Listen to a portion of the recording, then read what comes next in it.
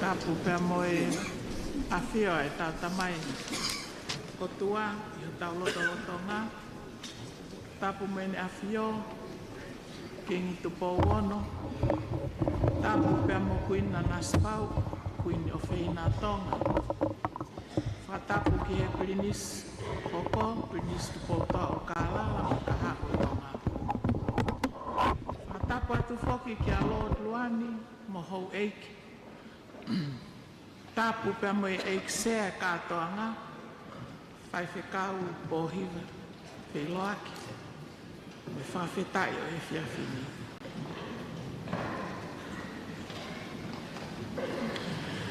Tapu mo e eik paresteni o e SIASI mo e seke i tailahi, mo e hou eiki me mipa e Konifelenisi kakata no hiwango fulu mahiwa.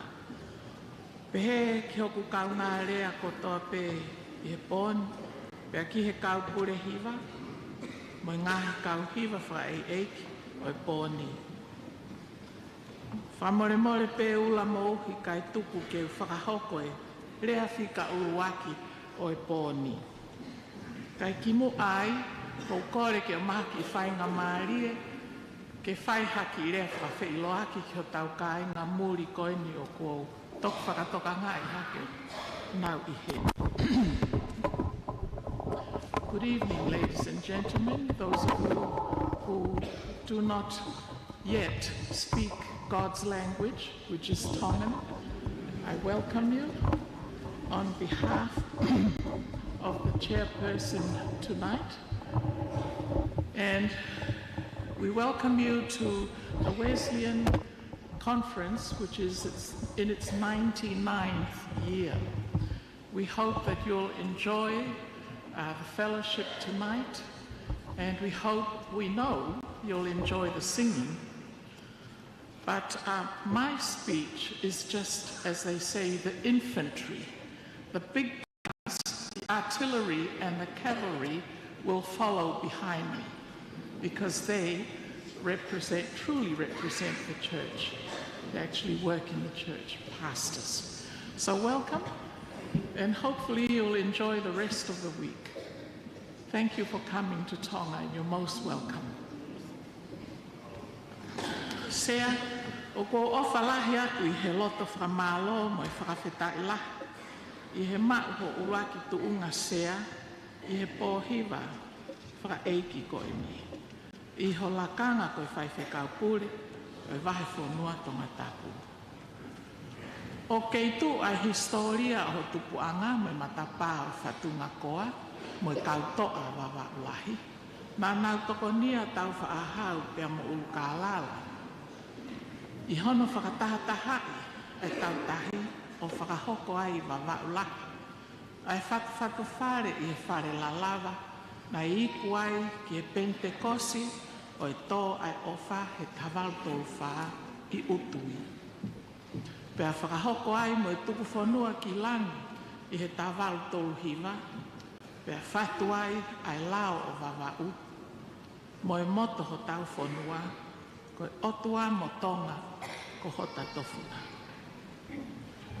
Pehe whoki e tau whakawhetai ki e kau whaiwhekau ko whiri mai, ke mau whakafofonga e ngahi rea o e Pōlotu Fe'Iloaki ko eni. O kou whakatokanga I hake sea, ko e kau rea o ku I he whiawhini. O ku mau whetau laki ko toa pe, ko e kau Vava'u ko toa pe. Ko whaiwhekau SIAONE are e whoki mea, luani ia. Pea ko whaiwhekau te vita whinau me he loto wharea SIAONE havea mo pare whau. Pea ko whaiwhekau tu Pōlotu whare tau rewa, mea a kau ola ia mo e man mataongo Vava'u lahi.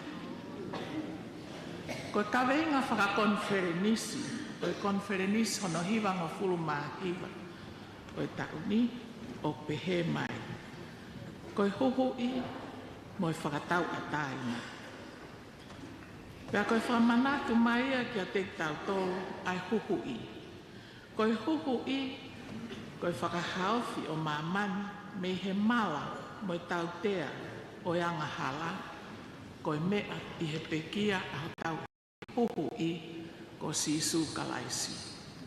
Pea I he tau tari ai whailau huhu I na e whakahoko e ho tau eiki I e funga kolosi o whakahoko ai ki tau tolo I ho tau papitaiso ke ene pekia. Pea mo ene toi tuu. Pea koe whakaamuia ai ka venga fo o o siulai, koe huhu. Ke tau kamata fo o, koe kakai ko whakatau atai nai ke kalaisi.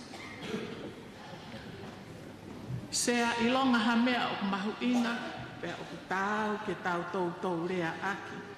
Pea o pehe ai Pōlotu Fe'Iloaki ko eni. O kuhanga e tau kaweinga o Konifelenisi Hono hiwanga fulu mahiwa. O pore I mo whakamanatu mai ke tau kamata fo o. Koe kakai ko whakatau ataina I e kalaisi I he tapa kotoa o mo ui. Kai tuku mua ke ulawe no ki he ako. Mo e ku tengi hia whakapataloni ki ho tau ako anga koe ni ko tupo high school. Ko ki mong tolu koe ni ko mong lava mai mei muri, dai kai foke mo I hen he tonaki, ko le whamore atu ki e paresteni e SIASI, kai toi ki whamawhanat ai ka veinga ko e ni. Ko e ni ko hokosia e tau silperi tai a moni o e api a koni, he tauni. Pea oku tau whanonga mai eni ki he uluaki kuata o e SENITULI wataha. Pea toi whakalaka lahi, o mai he teknolosia o kompiuta, telefon to'o, e tokoni aki ai langa ako o whakahoko e SIASI, he tau en e te au ni mafitu. Pe ok ne omi ai visone mahu inga ko e ni ki a te au. O lava eni o whakotu e university ai pure anga. Pe ako ho tau SIASI eni, o toi tuli hake he toa ai toi. Ako, ai ako, tutuku, ko whaiwhekau to ke tāsares, to au whaeiki hawea, o whakotu wai ako matai tohi, e korisi a tōtai. Ko e kutengi hia whakapataloni, korisi tutuku, o e tupou hai, he tau wafe, hongo fulu mahiwa na e peheni.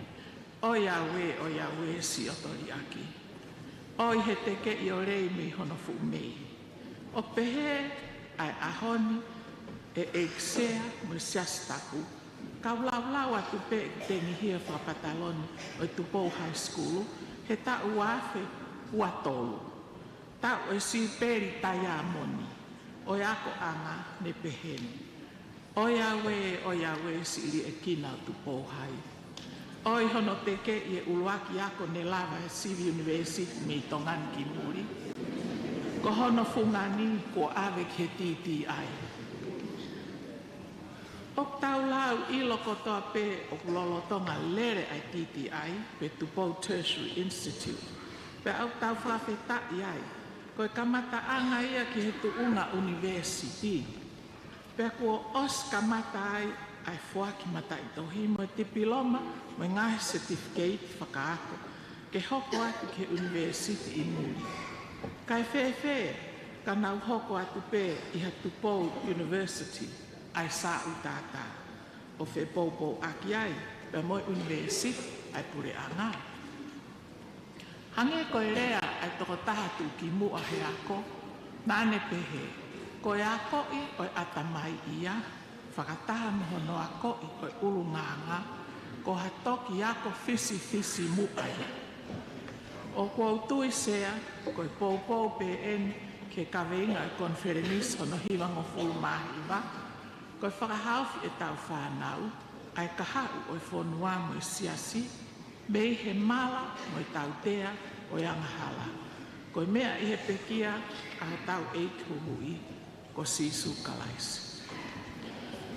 O kou tala monua ke hau ki mo tau kainga tonga ko toa pe, mo kainga muri ko mo mea mai. Ke tau kawatu ke Konifelenisi Hono hiwanga fulu mahiwa o tau SIASI.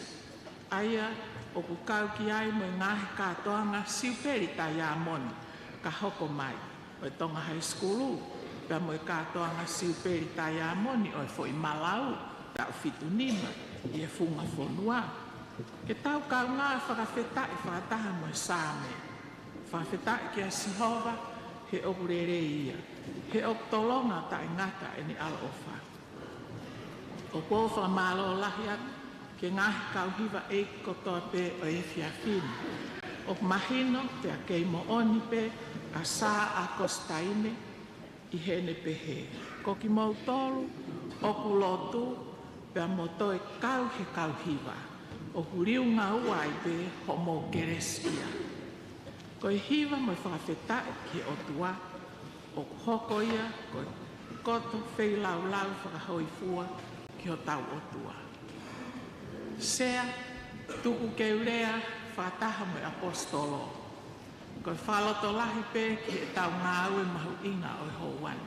Kai pehe ki Konifelenisi Hono hiwa ngofulu mahiwa o tohia ia Filipai ves vahe wha, ves wha. Mou fiefia i he e ki ma wai pe io kautoi aia mou fiefia i he e ki. Ofa ke tau mao Konifelenisi Hono ke res ia mo lau maarie ma oni ia. I he kau mao pe mo ho tau e huhui. He kone o mai ho tau whakatau ataina. O whaati ke te moto. Aloha.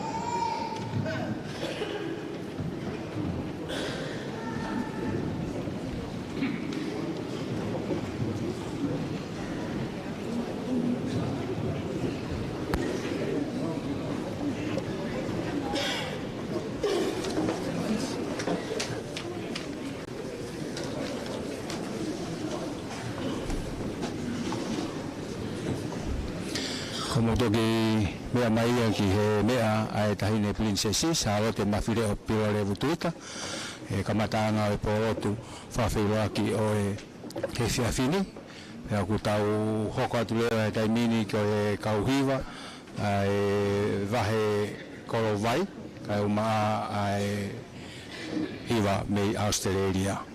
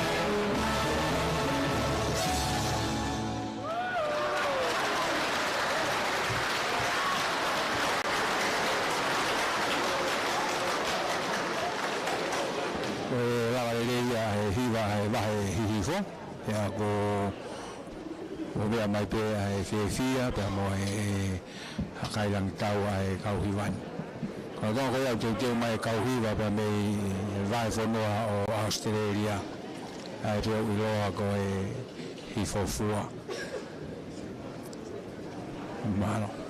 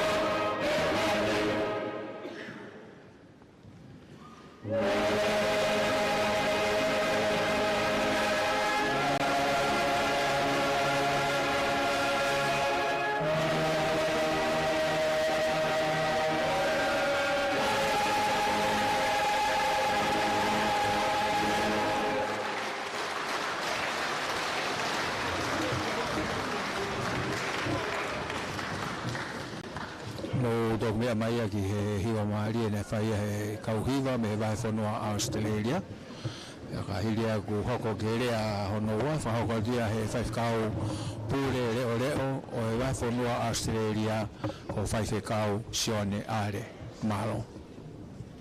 Ka ke o tua mak mafi.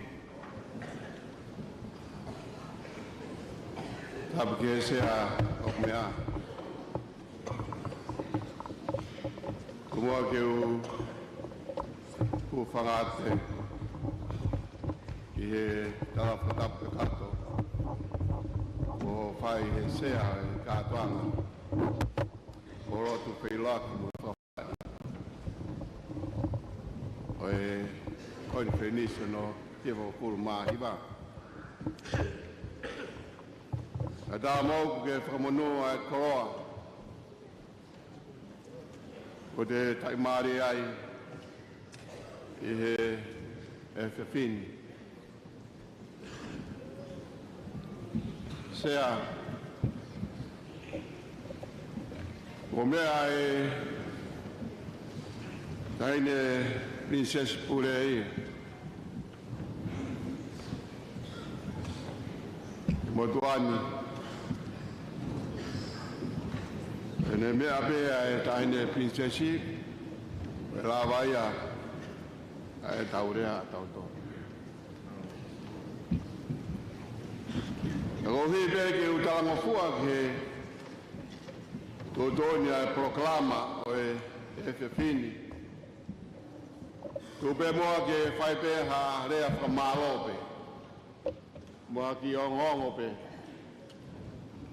I he wakunua Australia.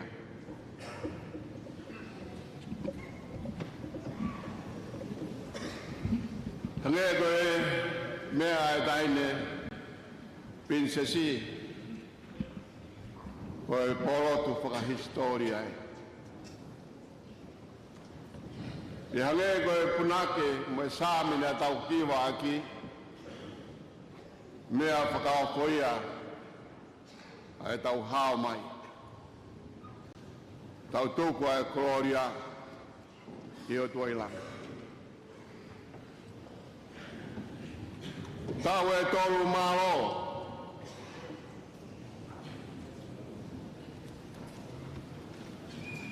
ne gai ai ha Pōlotu peheni, tokolahi peheni.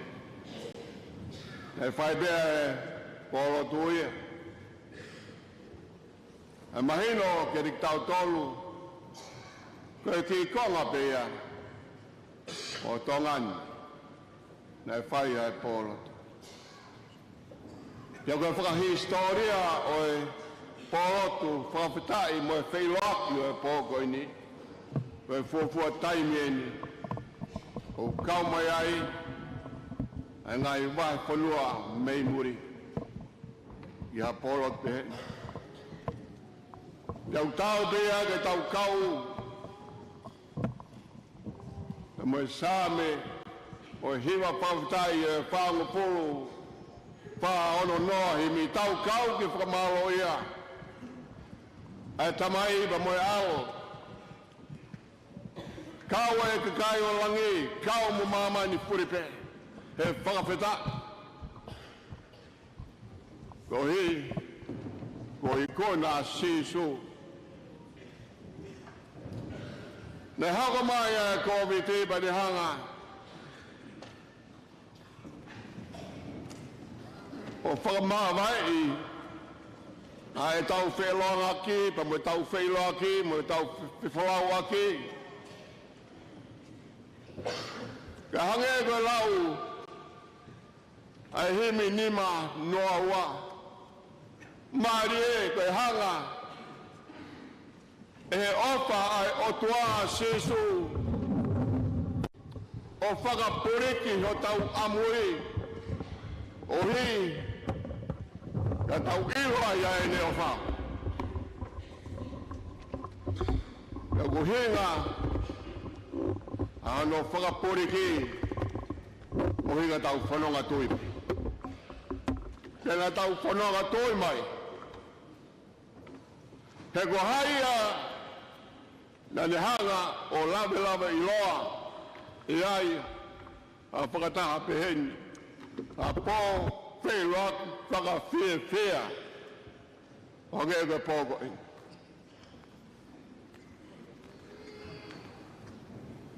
Ala he COVID-19. O toi mahino mai ki te tau tolu kau Kristiane. O whea e tau toi.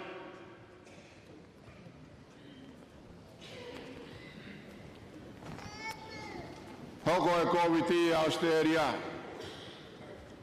Na au pea ai whakatapu i o ikai ke tari ke alu ai whaamiri mo e whanau ke tamai e whae.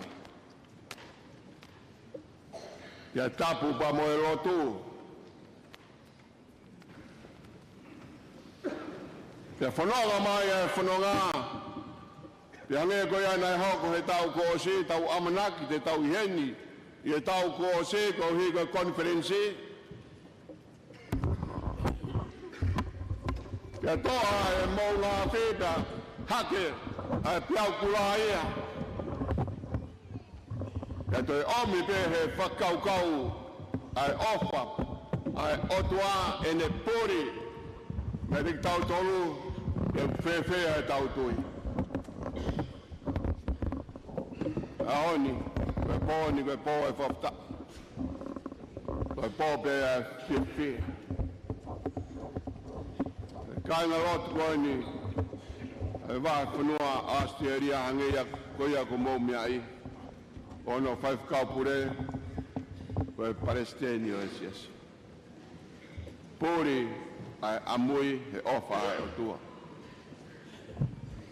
Taim koe na e osi ai e tōtōni whakapure anga ke whoki. Ai lotu ke ngai FALELOTU i Australia. Ke talamai he ngai FALELOTU ia e la taha. O kulotu ki ai kāinga UESILIANA. O kui kai ki kau motori he whoki. O kei whakatapui pe ai whoki.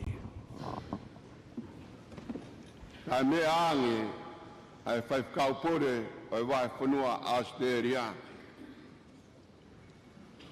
Ka koe Palestinio e SIASI. O ne mea i e tuku hau sia, mo e ongu sia, mo e whakaofa. Nea i pe koroa ia e wae whanua ki mua. E Amerika, pa pe whoki New Zealand. Ai nai tae tokanga pe kau ngā oe pia puria ki koroa kuia. Ka kohi koe ofa ai o tuāku ni hanga whakapuri ki ai amui o e wahe whanua Australia. Mea ange ai whaifkau pure e ne oange ai ne timi ngā oe. O e tare kita, o e tau pāngalahi ai Konifelenisi. Ka begi e tokta ko Raymond tau fui. Ka moe roia ko wele tūlak tau. Kau ngau i ofa kātoa pe. Ka whare iai e paisteni ai wahe whanua. Tau kore mua ki Konifelenisi. Ke ki whakatatafi atu. Ai tau no, pe ta mea mai e paiseni o kai ko tau no, ko no ko mea ia e business. E tau kore ko ke tau fae mo e tau tamai. Te ki whakatatafi atu.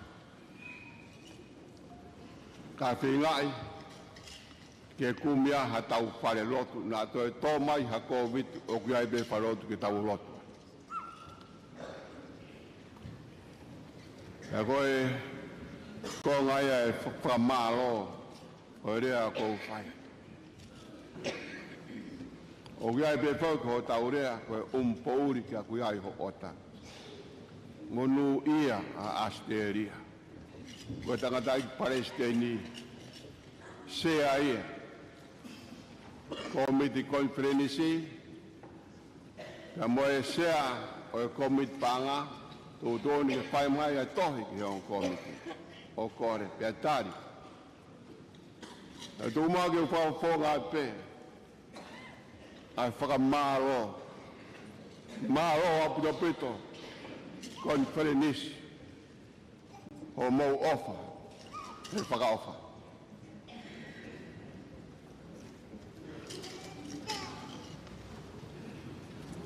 O moala mai. Mea be parise i one mea. Ki mātua pe ni ane na wosi ogo sia pe. Me mua kai whai pe. Ai tui lotu, mai ofa lotu. Ka konau to e whakamānawa hake. E o tua whakapau mai, e whai whakapore vai whanua. Ka uatu ai e whakamāro loto honga moni. Sea. Māro e ofa. E kou lawe i pe koe tokolahi. O ngai tawa siti na whai mea i a kore koe ni me vai whanua tongota. Tuku mai pēha whanki tau lahi lahi pe. Kai tuku e mānau hake ai vai whanua Australia. New Zealand, Amerika, pakamore more. Ka hawhi atu ai kankaru o tuki tuki he matapa. Anga ki whainga maari. Ki hange koe mea ake tangatai paisteni. Kubi hatau FALELOTU. Ohi, tau o lotu tau ataha inai. Pamaro foki tangatai paisteni, ka maa. Ai whakau ai pōrea si atau tai. Ai awhi ange ai proklama o kiloa koe rau ki ai e whitunga furu maani ma. I aptanga pekia mo e toi tuu o e taoni. Ko e fuafua tai me ai aluanga kau whai aptanga meitua. E wai whanua. Ko e tōrahi koe mau whanau o si teu hūpina tōku si atau tai. E whakakoro ai. Ko e hui o mahino beia ka tik tau tōru o tau nofo i muri.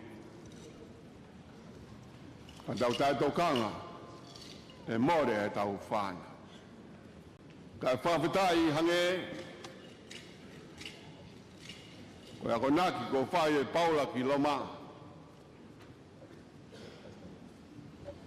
Ko e kakai lotu, mo ui lotu, mo ofa lotu. E whengau e aki e mea ko tāpe. Manau rere. Io, he koe ofaya ai otua. E te tautoru, ai kau tui otua. E kai tene tu ke tau sio whaingata. A ke tau sio whaingofua. E kai ki ai hamea, ke tau tue noa ai. Neongo, na tau whanonga whaingata mai. Kana I waka pe ai eiki.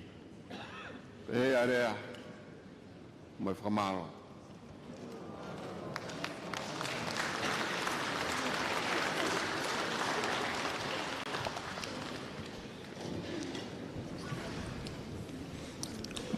Ko rawa ia he rea hanau apa me whaifkau pūre reo reo vai whanua Australia. So ne ari reo tau hoka tien ke hiva ba me wahenga waini. Kau maa kau hiva me he ako tutuku, he ako maarunga o tonga pia me I Aotearoa. Na lava mai ke poupou mai ki he Konifelenisi Hono hiva ngofuru maa hiva. Maa lopit.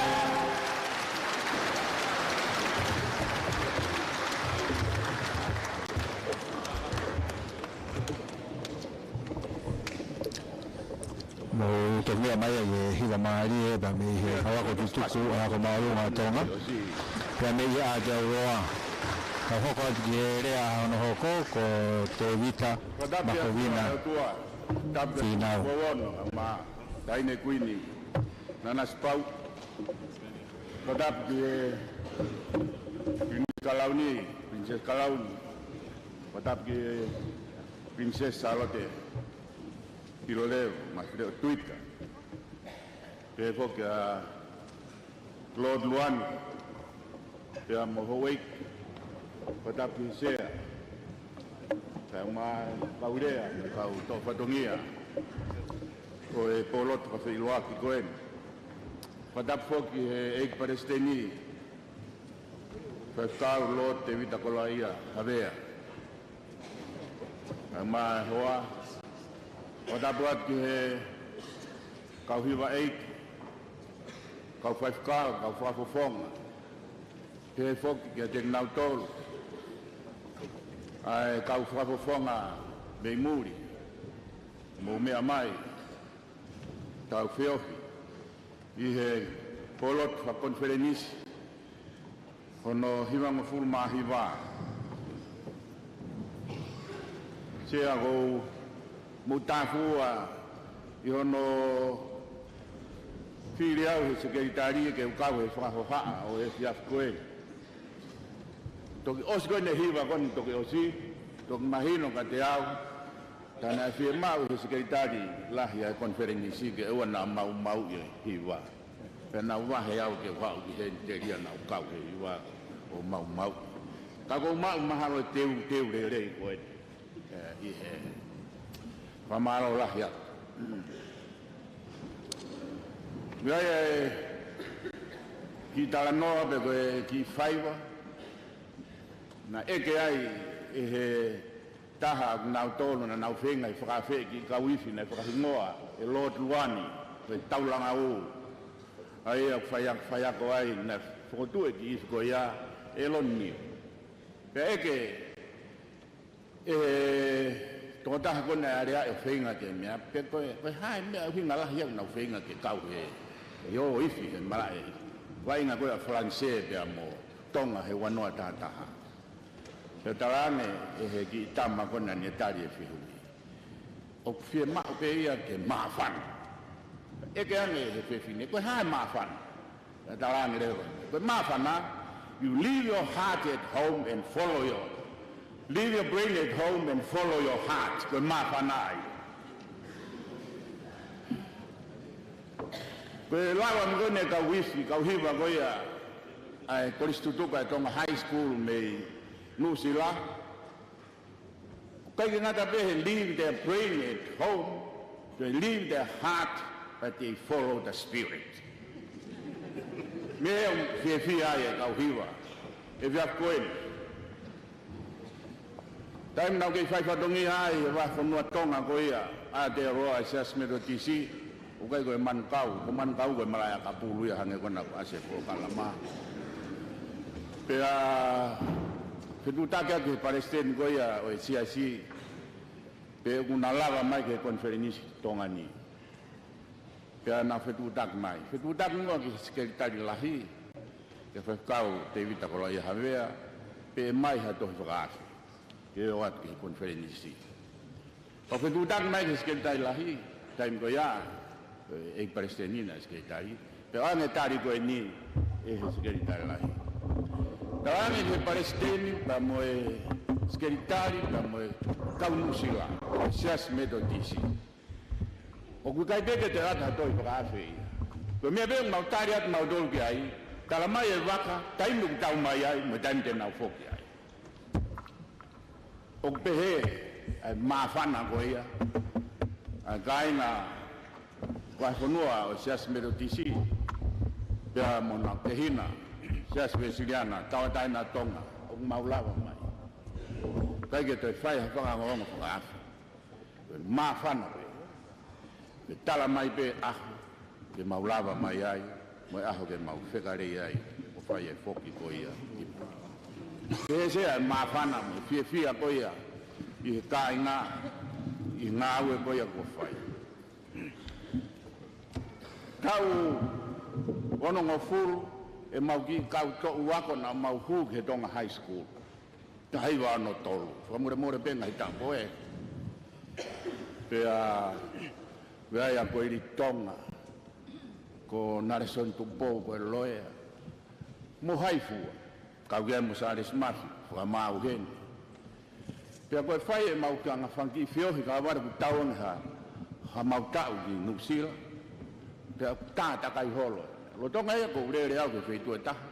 Tanga ko iri Tonga. Pa ko tani mai. Wei, kaya me fai te tau pen tamai e kuei ikai ko fo ko ni ko fenge mafio ko sares mafio ko lava mai con Fe'Iloaki sa Tonga Hawaii pe ko tau me pe fai tau la ki fa kai tau fa au ki ai pe ko fe to tong tamai e kuei e deita o to tong i pe na son po ka ku ne to krenia e ya ne text ko an Paguni hiki ia tau tolu kene kau klai. Oka jai loe matolu pe kuna matolu kono hiki matolu pe kau whakailoa ki matolu pe kau hia kau klai kona loea. Kau mau fia lah. I lawa mai kone he Konifelenisi. Vea i lawa e kosperi no hiki SIASI Vava'u ve stawa pe ai. Ka ilonga nau tolu mau ia. Une oange mawhai ka te nau tolu. Ke nau hoko ko whanau ai kotua. O pehe mau ngoi koloa ia e Konifelenisi hono kawinga huhui mo whakatau atainga. Tau ngoi ko tau peko ka klain ko tau tolu ai otua i ene ofa. Tau ai pepe ko ha ayanga o i tukunga.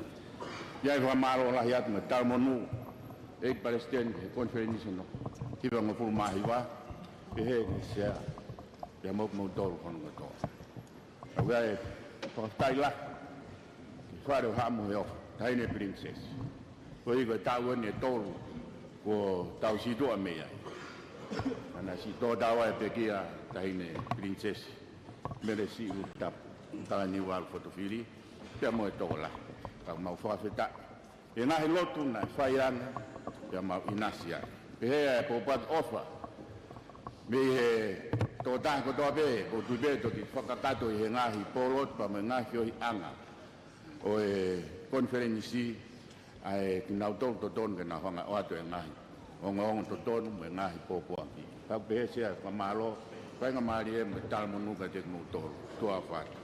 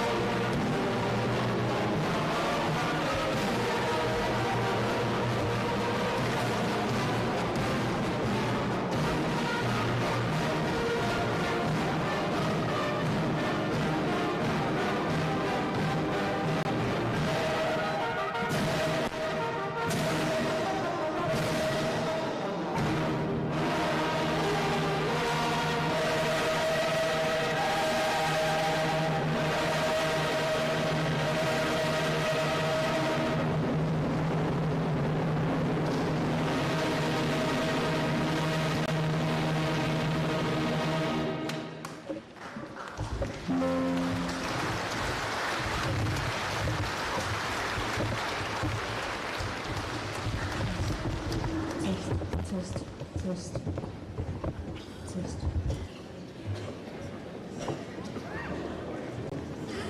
Test. Test.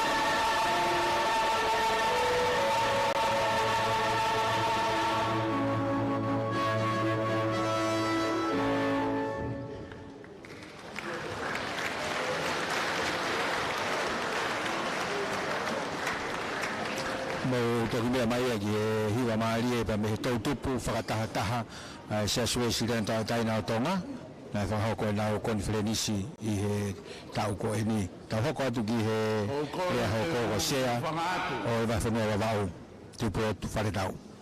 Kau tani whatongia kau tūtū ni.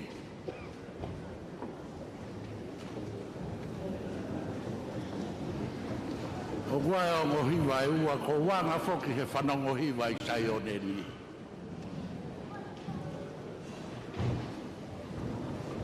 Ko e ua ki ko e hiwa kone e maopa.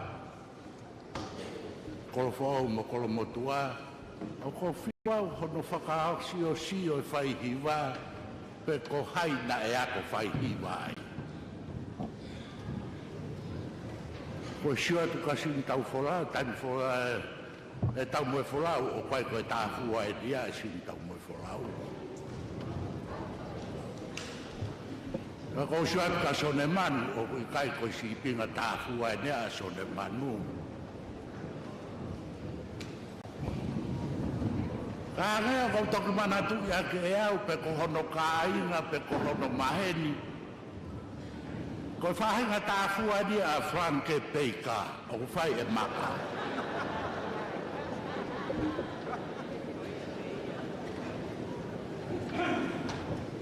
Ko hina koe tataka mo tonga mo vai hake. Ko fua no whamana manata kau whai hiwa hawa mua koe a vai hake. Te ko hai te u whakao whiofi ki ai ai tāwhua ai whai hiwa. A whamana manata wake o kai ki hata hai e te u whatonga e ofi ai te tāwhua. Ka kau toku manatu hake. Ko whahena tāwhua e nia ai whaiwhakau kure o Vava'u. O ku tāwhua atu e whaihiwa koe a vai hake. Ko whahena tāwhua e nia ni wakfunga rei. O whaihiwa koe a vai hake. Nā motua nā whae ne tū lotu. Nā koe a ne te tū lotu. O kune kai e ai lotu ai tamako lotu. Pe koe whailotu, pe koe malanga. Ko te koe tō tā lotu. E Jehova ko koe te a maoni onu. Te hake fu tamatu lotu ia. E nā whaianga hawa Jehova.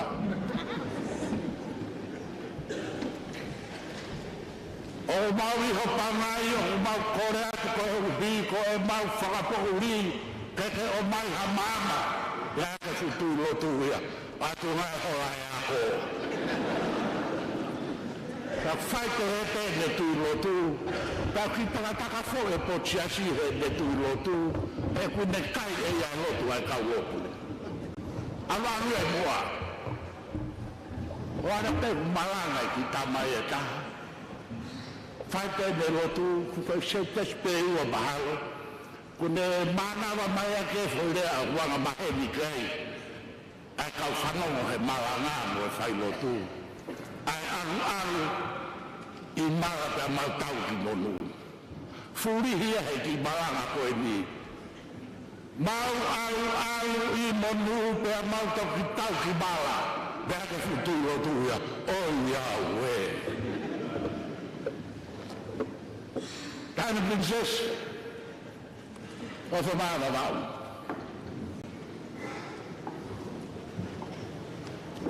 Nadat hij stelde, zei hij bij genoeg Vava'u.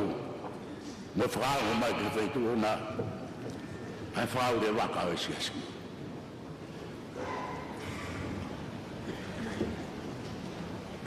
Ook al was verkouden, maar hij de prinses. Pōlotu pe motoru ke te rea te apurore o to holo ia. Foi talavo pe ia pe kino e kia. Ola te katoe, storo foko ula. Ola pe rea te tūna tako pe. Te wike laka fe laka SIASI. Ko fu prinsesi, matai mo mao te frau fofa. O ko mea ko kore ko whangakui Vava'u. Pōlotu, Kau nak kau holo prinsessia. Pepe ai te ia whakawha te.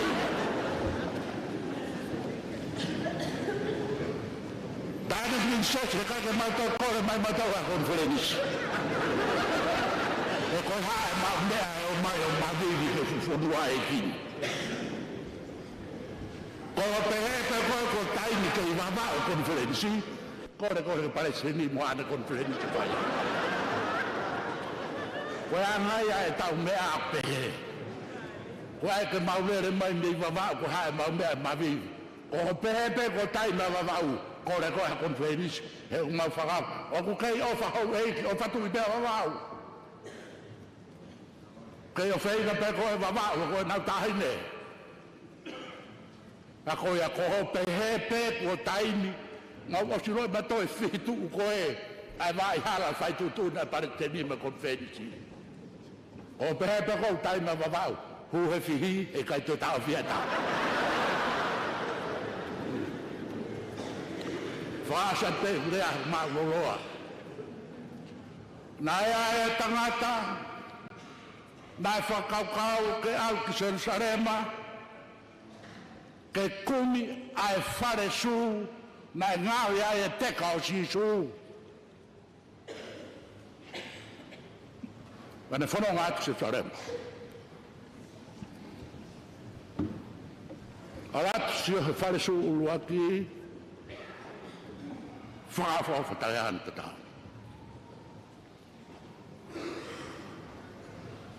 Pāku le whakaukau koe whare suweni, tahi tuku whahaua mai whabiri koe ni, ngari koe whare suweni. Ako ne siwaka ke tohi tu aki, koe tohi tu aki e ne su whare su. Koe ku mea, koe mea pe ia aku, kai te ke kau koe ai. Kai mea kai koe ni, kai koe whare suweni ia.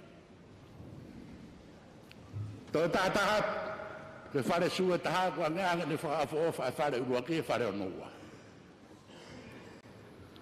Kone kamata ala, pia hi laha ke he tuuaki e whare sua, o pe maia. Ko ho mea, ko mea pe ia au, kai te kua wai. Pene pe hu kai koeni. Mō tāfu ua, hao ke whakamomoko, koene o ngoi, kua tō mai ki Jerusalema, o kai kene mau e ia whare su koe, nai hau ke kumi. Wane rue mai mo ne mosia, siatu ke ki whare su, la langa e hina. Pea ku kamata, ke ngau e mo pi inti aki ai. We fua. Kana pe boa ko hu pe boa ki ai. Hu atu ki ai whakau ofa na su he ki whare e fua koe he ngo whare na i ai. Wako ne puno ko ke su ke to o ne whakatawanga e ak ai toi tu uake ki whare su ko hono rea ko ho mea koe ku mea. Bea koe ku mea, ko mea. Mani pehe ke whakatau wai, koe whare suwe na ngahi ai, ai te kawe e ki. Kau hiwa, māloa hiwa. O kumau ame tau tau he pōni, ke tau tui e suwe e ki, ke tau poto he tau kakai. Fukau hiwa koe ni, kou lawe e au, Maro ia e kakai ai, manako hiwa, te kai lot fehui, te kai malanga, kou kore at paresteni. Whakaata kau hiwani, ke nau malanga hoko koto he kuata kako mai. Kou ia pea kai malanga, pea malanga hoko. Kapau kai te kerara ko malanga, taka malanga hoko mahalo te koe kai kehu ke malanga hoko. Whamalo atu malo mo hiwa. Mo whakamao pōpa ki tātou, pēr ko mo hanga whakari pine Konifelenisi, pēr ko mo whakamao whanai e Konifelenisi, he fuhila koe ni, ko mo hila, pēr ko tau mawhanai, pēr ko mawhanai Konifelenisi. ka pau hoko afu mo fui ke ta mate he poni te mo ang hata mo to ka i bakilan te mo hange mo to o i lai sia te mo more te mo si no koena ko fa ka ta riva tu ko ta riva ta ke ko fu e ta Pōlotu ko la ko ma to ane afi ko ne la ka te Pōlotu e mo fu o se mo ka pareli ka te mo o fa mo Vava'u ma Palestini a tofohe ma hala SIASI ta ko fa malo atu tahini mana tu ko ho mueka o pepe fa ko ni Vava'u ko re ko ga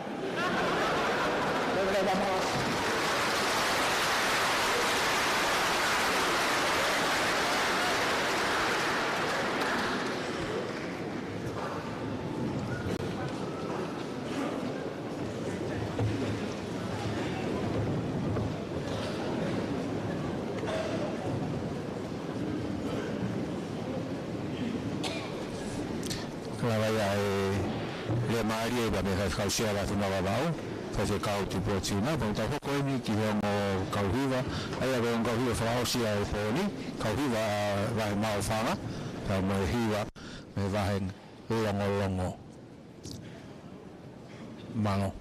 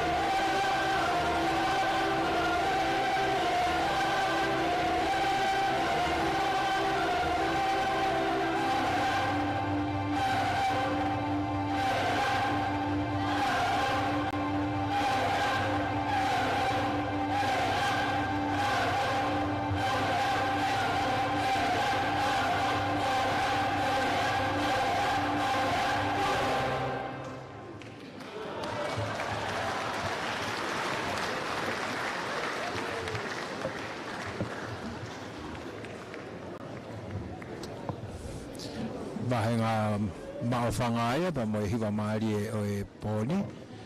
Ta hoka tēni ke hiwa whakaosi e Pōlotu Fe'Iloaki o e poni, ko e hiwa ia ai vahenga longo.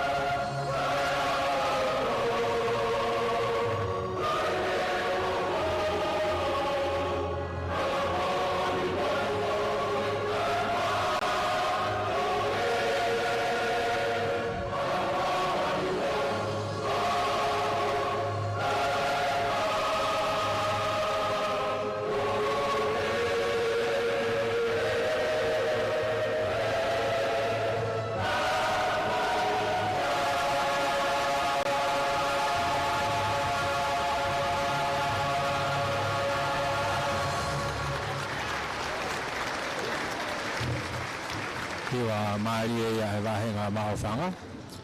Whai hiwa ko Siriusi kawa.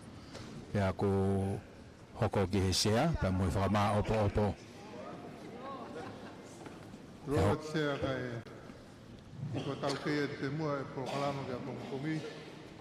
Ko la bebe wai ke puka kato whau e SENITULI konferensi. Ko tau proklama e konferensi kia he awa pongpongi. Kue ruru Vava'u SUNE. Kue hawhea e ono pongpong. Kue maranga pongpongia e konferensi SAIONE. Angata maranga kue whikau po hiwa loto ahea. Kau hiwa ko tofoa mo kawelu loto. Kue taimi hiwa pongpong wataha e tarasik lahi ki e Afrika Palestini. Kue taimi hongo furu pongpong ko ilo pongpong ia ai konferensi. Ko taim tahawa konferensi kakato waki taliui fili Palestine ya mosken tala. Le hoko moia ai taim tolu e fiaki ko Fe'Iloaki kau taklot menga ai konferensi ke he. Ya mo kau fafofonga me muri menga ai lotu e kakai tonga no fomuri tatau pea fish Samoa, Hawaii, New Zealand, Amerika, pea mo Australia. Koe nima e fiafi, koe taimi ilo e fiafi ia, koe fitu tolu noa e fiafi, koe hafe walu. Konferensi kakato no wa, koe hufia e konferensi kono hiwa, kanofo e Palestine e SIASI, e ne afio tupo wono. Maro apita.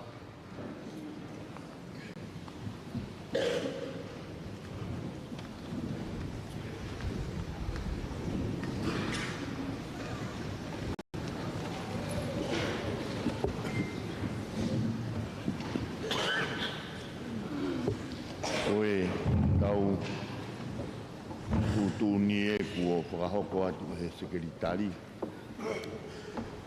Kako whiawhia ke puke e whainga maari e koeni. Ke whakafunga e pe whakamalo. Kaine princess. Malo ho whai tauralo ka ke mea mai he poni. Neonga koe whatongia to tonu peia. Ke taukei mo ke maheni ki ai. A koe hange koe rea. O ku whakawhiawhia. E tau kau whakataha. No hake aki. Ai tau hi lotu. Mamalo ati ki wheitu una e whakakoloa. Ai Pōlotu e pōkoeni. Ko whai i he kaurea ai whamalo o mea mai sekretario. Whakahoko atu e tau porokalama. Kauku koe whamalo i nia ke wahe whonua muri ki New Zealand, Australia, kaumaa e Amerika, whonua Amerika. Na aike mea mai e sekretai lahi o whakahoko e porokalama o pongpongi kou whanawhana ki ai. Koe whai te kaupure nia a Australia une pehe mai ki a te au. Toko lahi te kau malanga mei muri na oangi malanga ki ai. Ka kukore whamore more ati kai te kaupure. E kai ki tau toi kai tuku unu, koi kua tuku unu e ki tai lahi. Ai a e mutoria ai taritari o malanga. Koe mea ai au pehe, tukuā ka pau oku. Toi o mai pe whatongi ai a pongpongi ki a te au. Mō ne lau ai motua, neongo pe e te kovi ka te tupe. Oku ki wā konua muri, kua osi, oku atu ho mo foi ufi. Mahalo koe taluangi ho mo mai he konferenisi, mo o atu ho mo foi tokonaki, mo no tuku pei tongani. Ko au toko taha pe o ko hopo hake ki he pūre, pēo kos whakaheka atu ho mou koi upi ho mou ngahi konteina. Konteina ki Amerika, koe inasi ki Amerika, inasi ki Australia, inasi ki New Zealand. Te koe mea na e whakahua he mau ngahi koe koi upi o ame whakaheka kou pehe atu. O ku fia e kau hao he Konifelenisi koe ni, he te nau ato wahe nau koi upi. Pehe mai e he tama ia e taha tau whakaongongo pe kai ke nau tae kehe koi. Oa ai ke mou kehe koi upi. Mou whakawhetai, e whaiwhaiange pea iai haki koi upi e au atu ko mou ngahi whamiri.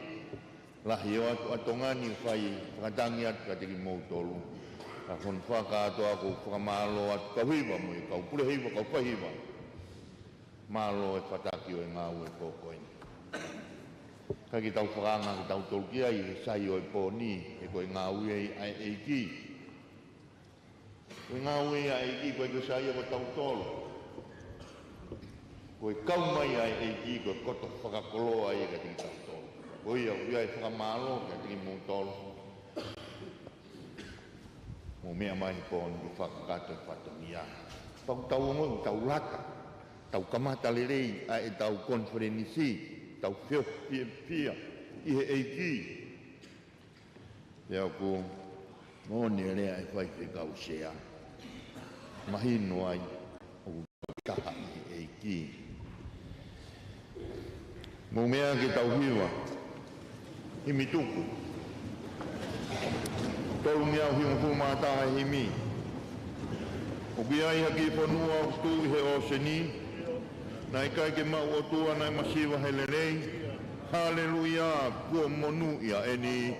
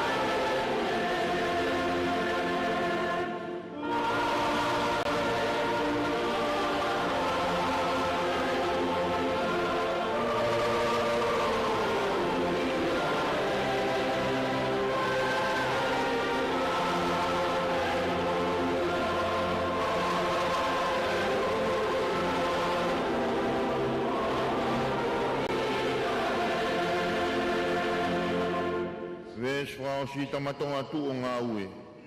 Koloa ke whakamonu, lotu ke heiki maupe, ke ne poupou ke lotu, o malui atu pou.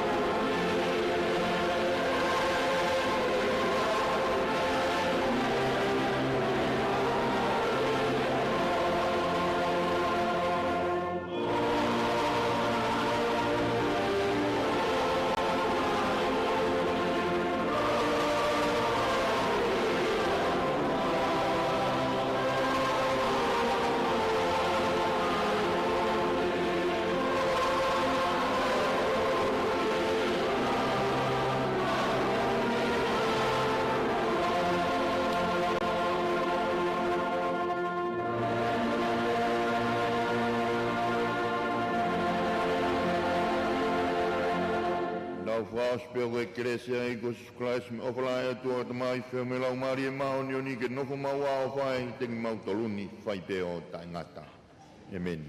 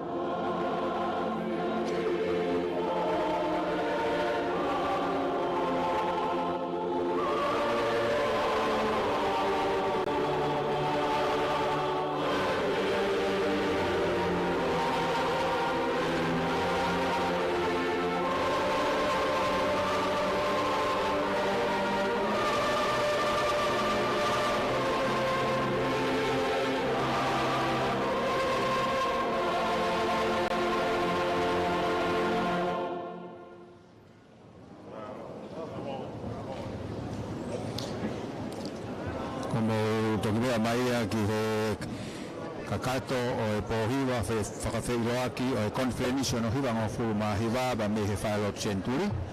Ka tāka tu pehe sea o whaifkaupure wahe whonua, pōhiwa roto ahea.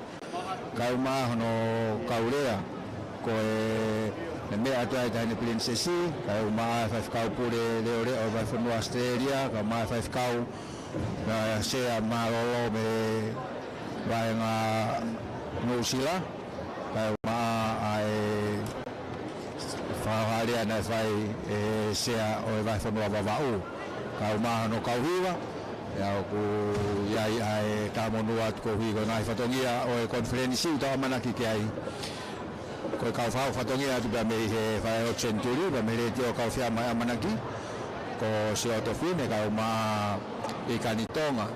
Te vita katoa kau mā whawhaki mani, pia me he live stream, pia me he reti o, ko mo trak whatongia koen, ko la vinta tupo ko ma una roto turki hakau ko whai kau tangai muri tuplot pa mo mea tua fatu.